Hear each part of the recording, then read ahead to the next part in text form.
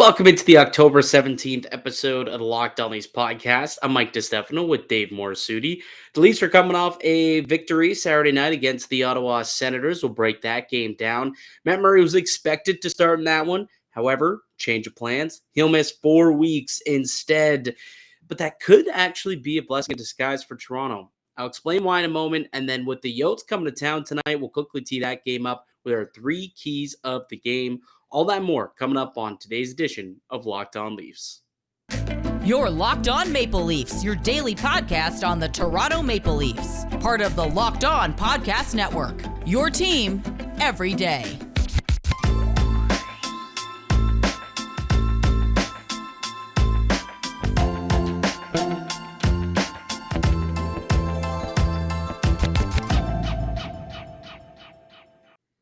Hello and welcome into the Locked On Leafs podcast, one-stop shop for all things Leafs. I'm your host, Mike DiStefano from TSN 1050 Toronto Radio, also known as Al's brother on TSN's Overdrive and TSN 1050's Leafs Lunch.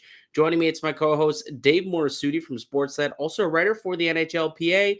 Locked On Leafs is a daily Maple Leaf-centric podcast, so be sure to subscribe for free wherever you get your podcast from. You can also now catch us up on video format. We're on YouTube. That's Locked On Leafs on YouTube. Hit subscribe, hit the little notification bell as well so that it can let you know when we upload new content, which is each and every day, Monday through Friday, 5 days a week, 5 new shows, all Leafs, all the time. If you are part of Leafs Nation, you got to be part of the Locked On Leafs podcast as well. What's going on, Dave? How was your weekend? It was a busy one. Definitely on Saturday with all the hoopla of what was going on with the goaltending situation. Yeah, so it was a busy one for the Maple Leafs, absolutely. Saturday in particular. So if you are unaware exactly of what happened, Matt Murray was expected to start in his revenge game against the Ottawa Senators Saturday night. Did not happen. He ended up kind of tweaking something in practice early that morning at morning skate and ended up costing himself a chance to play that game and actually will cost him the next 4 weeks. An adductor injury is what they're calling it, which is in the inner thigh. I looked it up. It's in the inner thigh, which, for goaltenders, if they're moving side to side, pushing off of legs, that's kind of important to not have a strain there. So he was placed on LTIR, and what that means is he'll miss 10 games or 28 days. So he will be out for about 4 weeks or so, and we'll see what happens beyond there. But I hate to say that we didn't somewhat anticipate this. Like, we were all hopeful that he could stay healthy, but I mean, history always repeats itself, doesn't it, Dave? Yeah, especially goaltenders and any little injury or an injury history, it's tough for them to shake. Like goaltenders put significant amount of stress on their bodies with the movements that they do, and even like you think, oh, it happened in practice. They don't treat practice any differently than they do a game in terms of the stretches they do and the drills they do. Like it's not like they're out for like a little light skate. So to see it happen in practice is unfortunate. But I think it was you that said at least he lasted longer than Peter Mrazek did. I did. It was very cheeky kind of joke, but Yeah. at least he did play a full game and finish the whole game, unlike Peter Mrazek. But still, I don't think we should be too pleased about it. No, like I did mention that injuries was going to be a concern with Matt Murray in terms of how his performance would be this year, but didn't expect it to happen after the first game of the season. No. That's the unfortunate part. But the thing I don't like is kind of the doomsday scenario, like everyone just like losing their minds over it, and all of a sudden it becomes a failure on management. Like Well, we knew this was a possibility. yeah. Was it a great? I mean, is Kyle Dubas looking great right now? Not particularly when your goaltending situation is in flux. but it's not the end of the world. I think that's the thing that I wasn't happy about from It's this. not the end of the world, but it does like Dubas looks bad on it because a big reason why people didn't like the trade was because they couldn't trust Matt Murray to stay healthy. He hadn't been really his entire career. Even go back to in Pittsburgh. I mean, when they won those cups, he wasn't the true starter. He got injured in those cup runs. Like the guy legitimately hasn't gone a season where he hasn't gotten injured. So, injury has always been part of his history, and that was always going to be kind of the worry. Okay, you're bringing this guy in to be a tandem, yet he very rarely is reliable enough to actually be a tandem for a whole year alongside Samsonov. At some point, you had to think he was going to get hurt. And if you think that's the case, well, why are you rolling the dice on that guy? Because then you're not going to get the tandem that you very so want. Like now, this is going to be Samsonov's net, and he's got to run with it. No matter what. Like Shalgren, he'll get a game or so. I'm sure. I did hear Sheldon Keefe this morning say that Shalgren will probably get a couple of games at some point throughout the next few weeks here. Well, I think there's a back-to-back actually this weekend. They've got, I think it's San Jose, and they got the California road trip. Yeah. So it's either San Jose and Anaheim or LA and Anaheim, one of those I two. think it's San Jose, LA. No, sorry, it's LA, Anaheim because it's Yeah, Saturday, Sunday. yeah. So they got LA, Anaheim. So you got to think he's going to get one of those games, right? Yeah. This I would upcoming. say I'll probably say the tail end of it, but I mean, it's also a long. That's like what 5 games away, so maybe he'll get one game in between just to kind of Good. give. I would say you could probably to end the month because they do that final game against the Ducks ends the month. I say there's a good chance Schalken gets 2 games out of that stretch.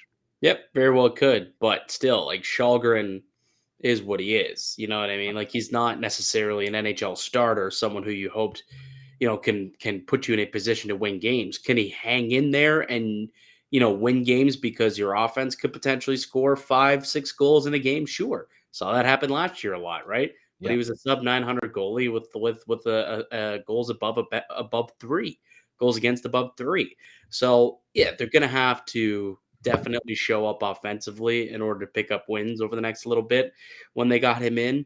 But to go back to Matt Murray, um, obviously this is not great for Kyle Dubas. A little bit of egg on his face here, but I'll say this as a team, from a team perspective, when you look at this as a whole, there are some benefits to it. right. So by placing him on LTIR on Saturday, that opened up a lot of cap space because now they can go back deeper into their LTI space. And with him, they're able to recall Nick Robertson, recall Victor Mete, and recall Wayne Simmons and have a full 23, as well as Eric Shalgren, by the way, and have a full 23-man roster for the upcoming road trip. I think that is beneficial, extremely beneficial to have these guys come up there because if an injury occurred, they would have been kind of screwed, to be honest with you. Yeah, And they still have 1.49 million in cap space. So, now even when Timothy Liljegren comes back, they have the cap space to bring him in without having to make a move. So, depending on how long Matt Murray's injury is, kind of again kicks the can down the road of having to make a move and alter this roster in any way, just because of the amount of LTIR space that they'll have. But ultimately, you don't want to see it, but there is some benefits to all this happening. And on top of it, it really gives Samsonov a chance to flourish, right? He's going to get a big run here. He's going to get a run of games. It might give him an opportunity to get into a groove. You kind of seen him now through a couple of games. We'll get to the Ottawa game in just a moment. But you saw him through 2 games now, kind of looking to get better and better. And he seems to be a player that gets better as the game goes on. At least that's been the case through 2 games. So perhaps he's somebody who, the more he plays, the better he gets. So now with a big run, a good stretch of games, perhaps Samsonov can finally turn into that top end goaltender that the Caps thought they had years ago when they took him with a first round pick. So although, yes, it is very unfortunate, and also Matt Murray's under contract next season as well, which does stink, but it's unfortunate that the injury did occur. There are some positives that the Maple Leafs can kind of lean on if you want to have a glass half full approach to it. Yeah, I did see also though that Matt Murray's contract might be a little easier to.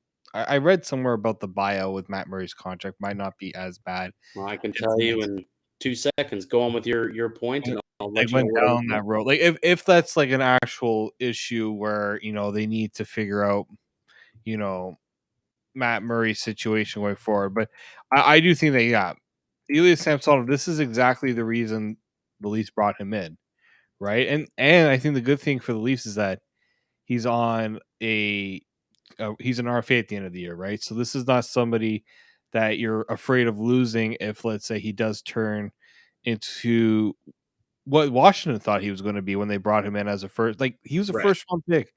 A team doesn't put a first, draft a goalie in the first round unless they think he's going to be that franchise guy.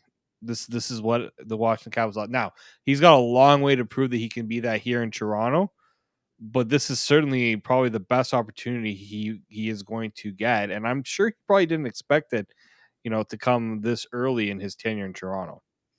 Can we talk about this buyout situation with Matt Murray? You know how much Yes. money his base salary is next year? How much is it? $8 million. It'd Wow. be 8 million. That guy's gonna get a check for 8 million bucks next year. Well, not one check, but like that's what he's due to make in Thank the God in about the that. 23-24 season.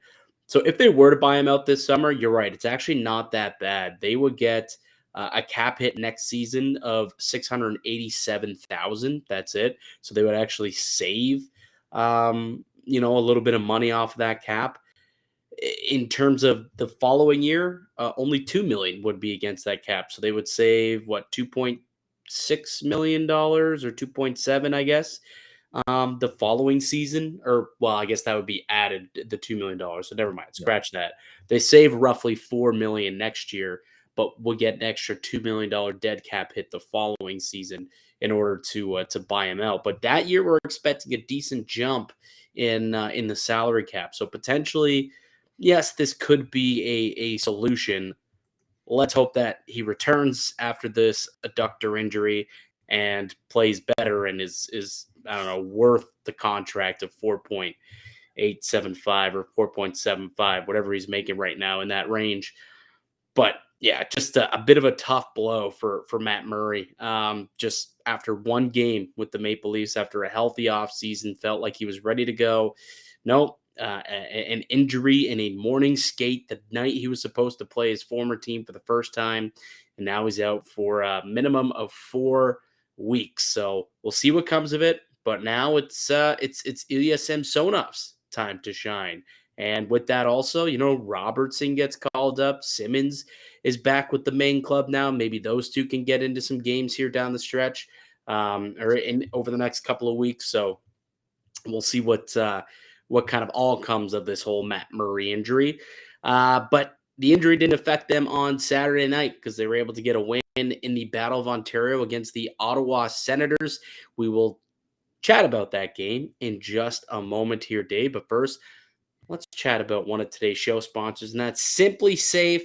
The numbers don't lie. In the last decade, over 4 million people have chosen SimpliSafe home security to protect their home. You don't earn the trust of that many people without doing something right. At SimpliSafe, your safety is the only thing that matters. I know because I use SimpliSafe in my home.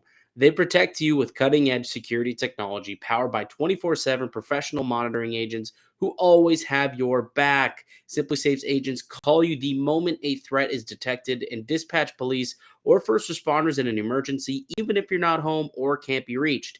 SimpliSafe blankets your home in protection with advanced sensors for every room, window, and door, HD security cameras for inside and outside your home, smarter ways to detect motion that only alert you when the threat is real, and even hazard sensors that instantly detect fires, floods, and other threats to your home. Our monitoring experts use proprietary advanced response technology to virtually confirm when a break in is real so you can get the highest priority police dispatch. Customize the perfect system for your home in just a few minutes at simplysafe.com/lockedonnhl and save 20%. That's 20% you could save on your SimpliSafe security system when you sign up for an interactive monitoring plan and get your first month completely free. Visit simplysafe.com/lockedonnhl to learn more. There's no safe like SimpliSafe. Welcome back into the Locked On Leafs podcast. I'm Mike DiStefano with Dave Morassutti. The Maple Leafs able to get themselves a win despite the tough news to Matt Murray earlier in the day. Ilya Samsonov gets the start, second in a row, played rather well, and the Leafs end up winning 3-2. It was a bit of a late win. They had to hang in there for a while, but ultimately get the victory with old Justin Hall, just as we all expected to be the hero on the night. Dave, why don't we just go through our 3 stars and kind of chat about the game against Ottawa? So why don't you start with your 3rd star from the night? Third star. There's quite a few. I thought this was an interesting game for the Leafs. And I was dunking on Justin Hall for the way he was playing. I didn't think he had a perfect game, but he did score the game winning goal. So I have to give him a star just because of that, for that reason. And it's funny, not so much that he scored, but the reaction from his teammates, both during after the goal was scored and in the post game press conference. I don't know if you caught what I Michael Bunting had to say about it. So look, I don't think Justin Hall has been perfect this season. I think, there's issues that he needs to fix in his game, but he did come up with a big goal when the Leafs needed it. So you have to give credit where it's due. He certainly did, and he comes up in mine. I'll tell you that, but not quite as high as low as you have him, because I thought that he had a pretty good game. My 3rd star I actually gave to one Bill Nylander, Bill Nye the wrist shot guy. I thought Nylander had a terrific game. I honestly did. He was real solid. Where the top 6 I thought was rather quiet for a good portion of the night. There was a couple of shifts and periods where a little bit in the second half of the game where the top line started to finally generate some offense, and Willie had a couple good looks on. He had the one on the breakaway, but did end up scoring a goal also to tie the game at 2. So William Nylander is a guy who I certainly want to give some love to, and there was one shift in particular that I want to give some love to here. And I noted it while I was there. I watched it live, but Mike Kelly did a really good job.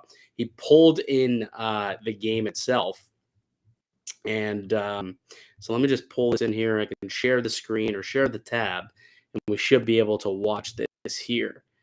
Yeah. So here's the play right here. So comes in on a rebound, or comes in on a breakaway rather, hits the side of net, and then some pressure sustains. Some more pressure, good pressure here, all because Willie brought the puck in, had a good breakout. And this was towards the second half. So this is all leading up to Toronto's first goal of the game. But watch here. This is what I thought was pretty remarkable and what I think stands out differently about Nylander. Comes back and gets the puck. That was a forecheck. He took the puck, ripped it off of Shane Pinto, and he ends up creating a nice little 2-on-1 opportunity. Almost gets another goal there. And then watch this forecheck here as well. Coming right back again, gets the puck off of the man, flips it out, and then from here, doesn't get an assist, doesn't get a point. I think he even left because I don't think he got a plus minus here.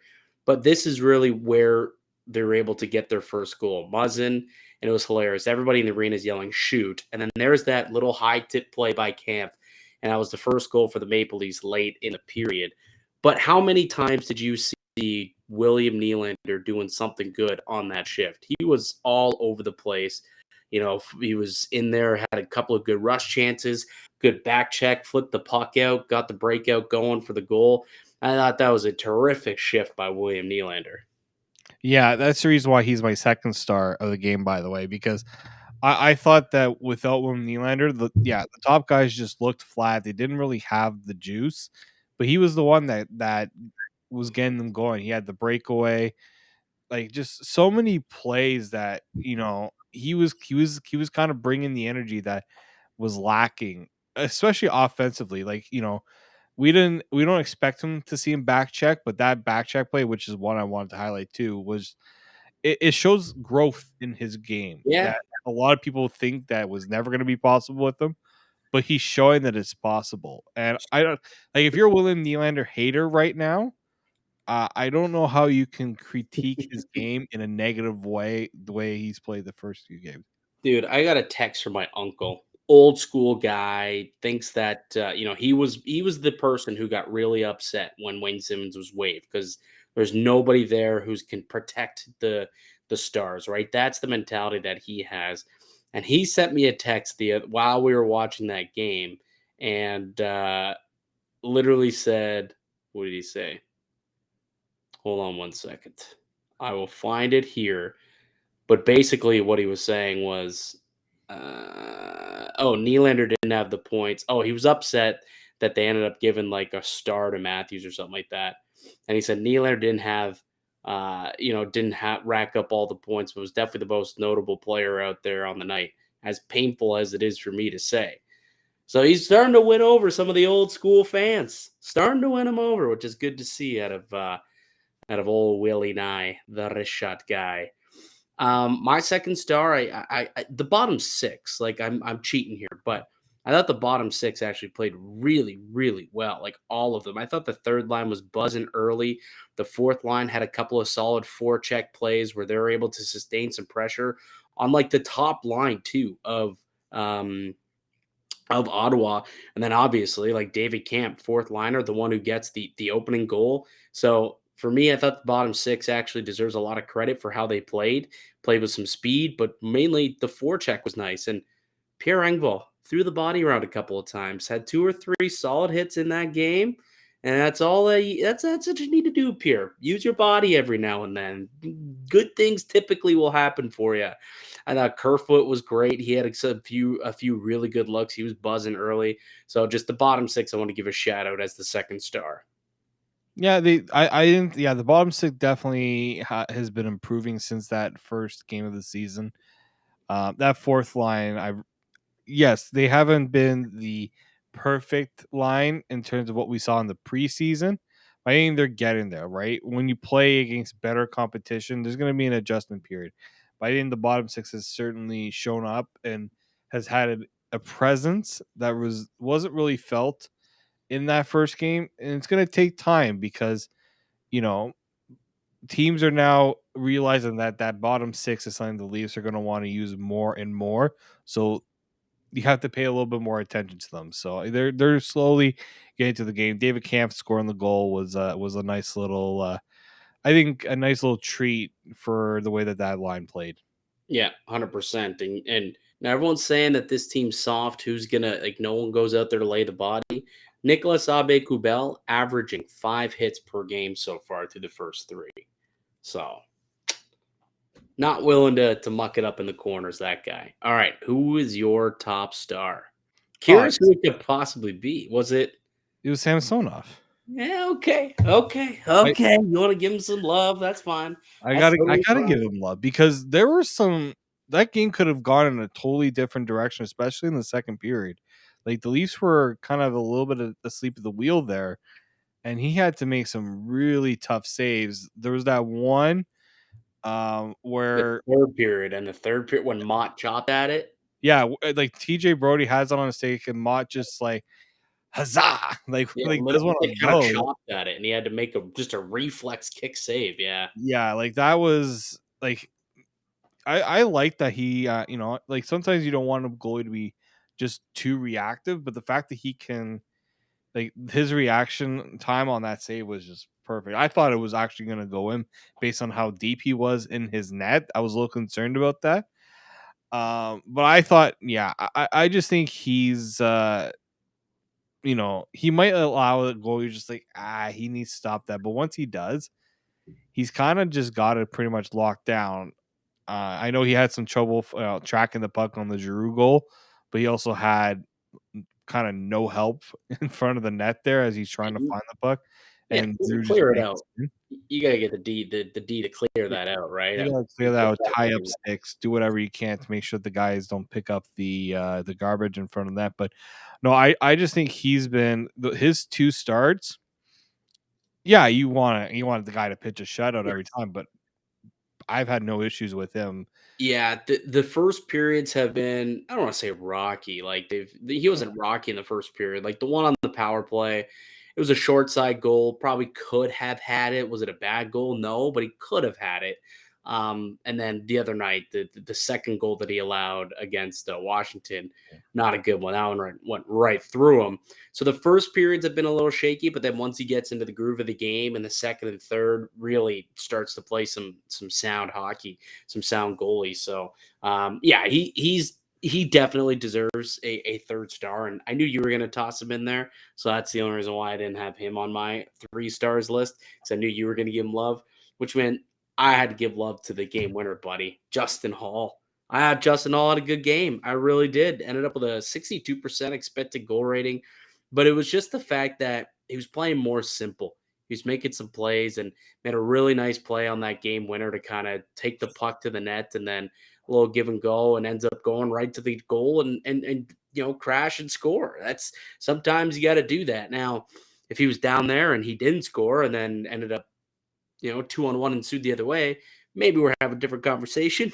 But he went in and he scored and got a good little rebound goal to win the game. So, and honestly, afterwards, it was the biggest pop that of the night. I'm pretty sure it was Justin Hall when he got when he scored that goal, when his name was announced, and then when he got first star in the arena. Another big elation. Is Justin Hall doing a babyface turn here, Dave? From Wednesday to Saturday, has he gone from full heel to babyface? Is this am I I don't seeing know if he or like I'm usually the litmus test for that. I'm not totally there yet. He's no longer, you know, like on my list in terms of guys that I just am just having issues with every game. He bought some good, let's just say he bought a bit of goodwill from me with that goal, because I've had issues with him as much seeing him pinch as much as he does, just because he doesn't have the speed to get back. And if Mhm. no one's covering him at the point, it just leaves Jake Muzzin in such a tough spot. But when the puck goes in the net, like it did on that play, you're okay with it. But I feel like if he picks his moments to pinch, it can be very effective because he does have the size to be a decent, option on the forecheck there. I just feel like he's got to just be a little more selective when he's doing it. That goal is a perfect example of when it works. But as you mentioned, there was like in that first period, the 2-on-1 where he gets caught and he's nowhere to be seen Yeah, when the play is going the other way. That's a concern for me. But you Samsonov. score the game winner, you get a little bit. I won't be totally hard on him, and that's why I gave him my third star. You have to recognize when someone does a good play. Justin Hall did do a good play. Did you see this post game sound from him? I'm Yeah. gonna play it. I'm gonna What? play it. Scoring goals isn't, what you're known for, right? What? I'm just kidding. Yeah, no, it is true for sure. So it's always good to pot one and help the team win. Was Bunting trying to say he got it, or? Yeah, probably. Yeah. Scoring goals isn't, what you're known Oh, good old Justin Hall. He also got the first hockey night in Canada towel from the Leafs this season. Oh, He was the first one, and that's a significant achievement for these guys. Like well, he's an American, so I don't know how much he cares about it, but I thought I read somewhere that he was like quite happy about it. Like, maybe he was, but I don't know. I feel like it's more of a maybe it's not more of a Canadian thing, but it would feel more special for Canadians just because Sure. you know exactly what it's all about. Anyways, we got one more segment to talk about. We got a game tonight, actually, Dave. So why don't we take one more quick break and we get back? We'll tee up tonight. Leafs Yotes down at Scotiabank Arena. Toronto was 0-1-1 a year ago. They do not want to do that again this season, and it all starts tonight. So when we return, we'll tee that one up for you. I'm Mike DiStefano with Dave Morassutti. You're listening to the Locked On Leafs podcast, part of the Locked On Podcast Network. Welcome back into Locked On Leafs podcast. I'm Mike DiStefano with Dave Morassutti. We're your hosts here on Locked On Leafs, and Toronto taking their 2-1 record on the season and putting it up against a team that they were 0-1-1 against a year ago, the Arizona Coyotes. That's right. Not the Colorado Avalanche, not the Calgary Flames or the Edmonton Oilers. It was the Arizona Coyotes who Toronto could not beat last season in the two meetings that they faced off against each other. Remember how irate I was on this podcast when they lost that game in overtime? Remember Jacob Chikrin completely takes the penalty. And remember Matthews, how pissed he was too afterwards, and ends up winning the he went and took the goals or the game winning goal. Oh, anyways, tonight they can try and erase all of that because it's a new year and a chance for them to really change a narrative that didn't get changed on Wednesday when it was you got to beat the teams you got to beat, right? You got to go in there and play hard, I think is a very key thing there. Play hard and just get the win, Didn't happen last year. I think tonight, after seeing what we saw happen Wednesday against a very poor team in Montreal, I think it's going to be imperative for them to go out and get a big W here against Arizona. I'm going to stress this a lot, that if the Leafs do not put up a dominant effort of the Arizona Coyotes, Sheldon Keefe should just lose his mind. And by dominant, we don't necessarily mean they need to blow them out 8-1. No. That's not like they can win the game 3-1 and be dominant. You know what I mean? Like that could be the case. I don't need to see a blowout. No. I just need them to control the game. And I just need them to make smart plays. I need them to work hard. I need them to forecheck, back check. Don't treat them like they are worse than you are, because when you do that, you get cute. Like, look how many cute plays they tried to make against the Montreal Canadiens, and those plays ended up getting broken up way too easily, sent the other way for some odd man rushes, and ultimately was a big reason why they lost those games, right? Off of just lazy play turnovers, trying to be too cute. So when I talk about tonight's game and when we get into kind of what are the keys to the game, keep it simple. Just keep it simple. Dump the puck in, forecheck hard, establish possession, and then work the puck out in front, and you can score that way. That, to me, is going to be the recipe for success. Because, again, this isn't a very good blue line. So pressure the blue line, right? Dump it in, pressure the blue line, force some turnovers, get in there first on the forecheck, establish ozone time, retrieve pucks, and then you can try and go and score some goals. So that to me is one of the main keys of tonight's game. What's one for you, Dave? The Arizona Coyotes through 2 games are averaging 48 shots allowed. Yeah. You're reading that correctly. Who have they played? Pittsburgh and Boston.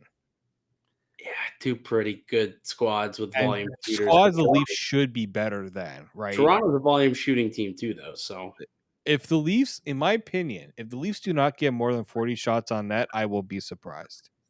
Given what we have seen from Arizona through 2 games, and they've allowed 6 goals in both of those games. So what you're saying is take a lot of Toronto shot prop overs. Keys to the game.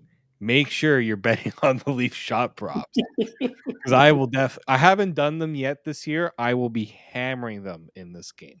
Yeah, I would also. I mean, Nylander's been, his shot prop has been like 2.5 all season. I'm not sure why he's been blowing past that one. So go do that. Yes. Matthews against Arizona, I would also consider taking the over. His has been about 4.5. So you're hoping for 5. But if that's the case, they're giving up copious amount of shots, opportunities. Yeah, Toronto should definitely be a team that should be able to capitalize on that. And also, like, get the stars going. I feel like Marner and Matthews, like that top line hasn't really gotten going yet. It's only 3 games, still very early. Zero concern about this. Let me just say that. But they haven't been as dominant. I haven't seen like super effective dominant shifts like I had seen a lot last year. I haven't seen many times where I'm like, oh, this shift is going to end with a puck in the back of the net from Austin Matthews, right? There haven't been many of those. So I'd like to see the Stars get going tonight. And I think that this is a game that, could be a point night type of thing. Hopefully this is the one that gets them going before they head out on that California road trip. I will say this. I don't know if Jacob Chikrin is going to be back for this game, but because he's been out the last few games, so unfortunately, the Leafs might not be able to get revenge from that moment. Um, but I think the Leafs need to take advantage of a banged up Coyotes team. I What think does this lineup even look like right now? Let me go so. check them out on Daily Faceoff. I'm What gonna tell you right exactly? now, you're gonna laugh at who you see on the top line center. I'm gonna let you pull it up first before Oh, I bet you I know who it is. I bet it's Boyd. Is it Boyd? Travis Boyd. Oh yeah, it's Travis Boyd. Absolutely, it's Travis How did Boyd. Travis Boyd get top line center role over Barrett Hayden? I'll bring it up so that everybody can see here. If you're not on YouTube, we're pulling it up on YouTube. So if you're just listening, well, we'll talk about it. But yeah, this is the lineup that they're playing tomorrow night. Travis Boyd, you got Nick Ritchie in the top six. Now, Big Rich did score a couple of goals in their opener. I'll say that. But Nick Ritchie is in their top six, along with Lawson Krause. Dylan Guenther, a rookie, decent rookie. But yeah, Travis Boyd is your top line center. Not the best. Not the best. Yeah, it's a tough lineup. It's a tough lineup. And then you get to the blue line, really not much better. You got Yanis Moser and Troy Stetcher as your top pair. That's tough. That is really, really tough. And then in net, who they got in net? They still got that Vimelka. Vimelka Yeah, had an unreal game against Toronto. Remember last time when they were in Arizona? Arizona. Like, yeah, he had like a 48 save. I think it was maybe a 2-1 game. Yeah, Yeah, I think it was I remember 2-1. that. Matthews scored the first goal early and then didn't score again. And like he ended up, I don't know, there was some record that was up for grabs and Vimelka just crushed it. Does Connor Ingram potentially get in, or because I I know mean, maybe. they literally just claimed him, I think on Friday or something. He also had an unbelievable game. Remember last playoffs against Colorado? Yep. Lost the game ultimately, but there was like a 48 save, 2-goal performance or something like that he ended up having. 50 something saves. Like, yeah, his goals saved above expected was like 5 in that game. It was wild. I He remember. had a 51. He had 51 shots against. Yeah. That was against the Colorado Avalanche. Round He only 1. allowed Yeah. 2 goals. Yeah. Yeah. I think it was game 2, right? Yeah, game 2 of that series. Yeah. That went into overtime. He played. He played 68 minutes. So they were all over him. Like, I'm telling you, his goal saved above expected that game was like 5. little surprised. I'm not gonna lie. I was a little surprised to see that he was waived. Yeah, over Kevin Lankinen. So was I. And I wouldn't have minded if Toronto gave it a shot. Like if he gets waived again, or if Murray got hurt first, that would have been a nice little waiver claim to have as your number 2. Be Connor Ingram, give him an opportunity because he Problem played is the contract limit though. The Leafs can't bring anyone in. Well, yes, there's also that, but I mean they could trade a prospect and for like a conditional 7 to get the contract space. They could work around that. To be what's a player to be like? Just don't even have to give us anything right now. Just something to be determined later on. They had one of those as well. Conditional 7th round pick. One of those. All right, give me what do you think is going to happen tonight? Give me a prediction in this game. Oh man, I've been off on these because I think I said 4-2 Leafs. I wasn't too far off on that one. I'm gonna go 6-1 Leafs. I'm gonna go 5-1. I think 5-1 Leafs. We're gonna be totally off on this in one way or shape or form. If the Leafs lose this game, how angry will you be? I might not want to record. I don't think I've missed a podcast since I've joined. That might be the one where I just say, Mike, I'm not coming on. Or Can't do it. I might not be in a state where I want to be on a podcast. Yeah, that's gonna be interesting. definitely going to Although be. I've been through, I have been on the podcast for some really rough leaf losses. So Oh yeah, absolutely. it wouldn't take the cake for the worst loss, but it would be up there. Well, it's a little. It depends how I they don't lose. want to talk into it existence. That's the problem. Yes, it depends how they lose, but I don't anticipate it. I think the Leafs learned their lesson from opening night, and they don't take them. They just don't take them easily, right? Like treat them like they are an NHL team, that they are just as good as you, and you need to work just as hard as them to make things happen. That's what I think it is. It's just execution. Execute the details of the game. Don't get cute, and you should be able to mop the floor with this Play team. with a purpose. That's it, man. That's it. But the second they start getting a little cute, little behind the back passes, little, drop passes on the blue line, or they start these cross ice feeds of, 50 feet long and they get broken up, that's where things start to go awry.